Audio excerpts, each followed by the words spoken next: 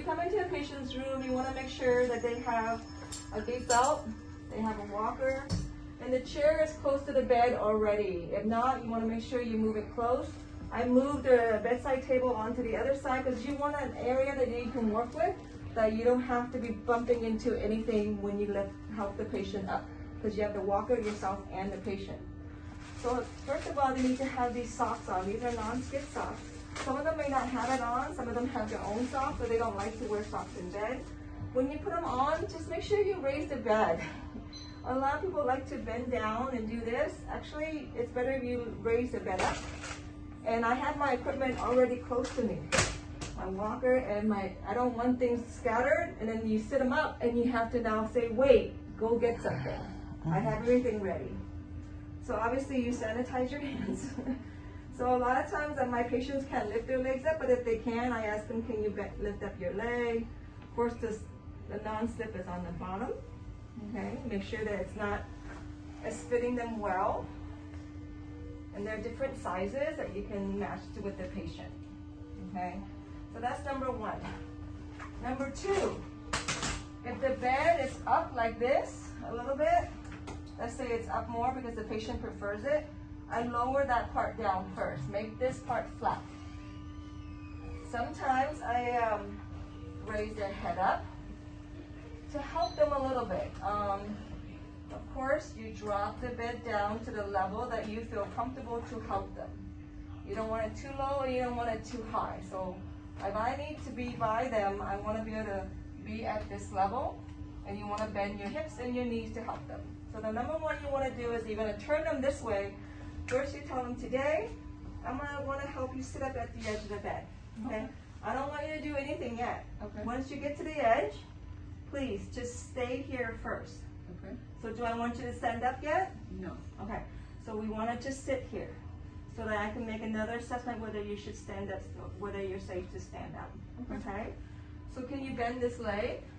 If they're having a hard time, you might help them a little bit, but if they can bend it, great. I want you to reach over this arm and over here.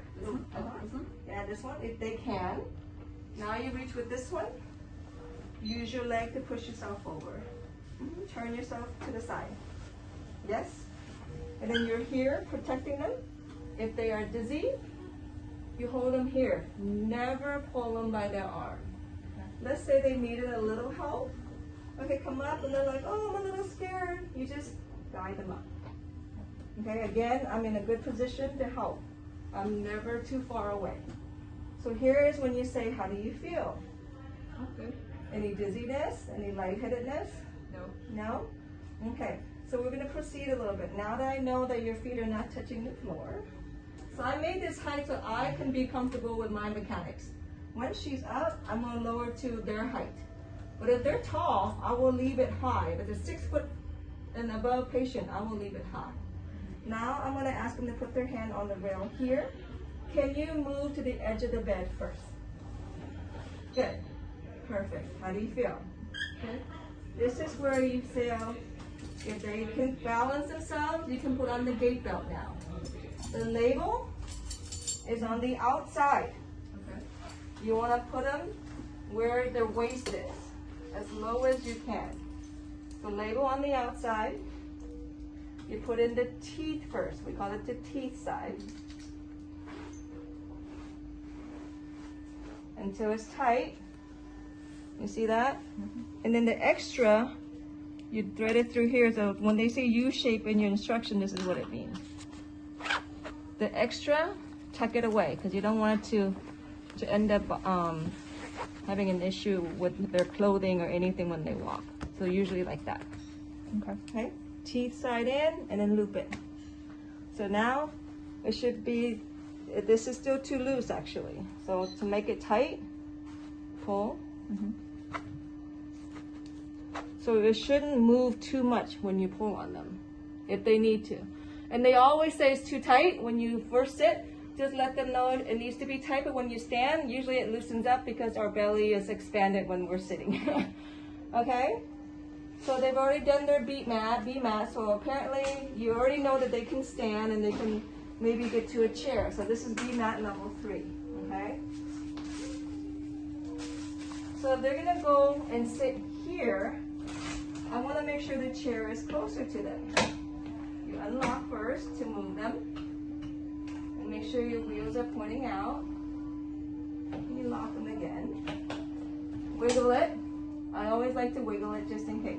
So my instructions is, I want you to just listen to what I like you to do. We're gonna stand up. You're gonna take side steps with this legs towards the chair until your legs, both of them, are touching it. You're gonna hold the chair before you sit. Okay. Okay? So, and I'm gonna be in front of you too. So, to stand up, Okay. I want you to keep your hand on the rail, Okay. like that. And then this hand maybe here. Okay. To stand up, what's important for you to do is to make sure your feet are underneath you. So go and bend them if you can. If they're able to bend their knees and have their feet under the knees,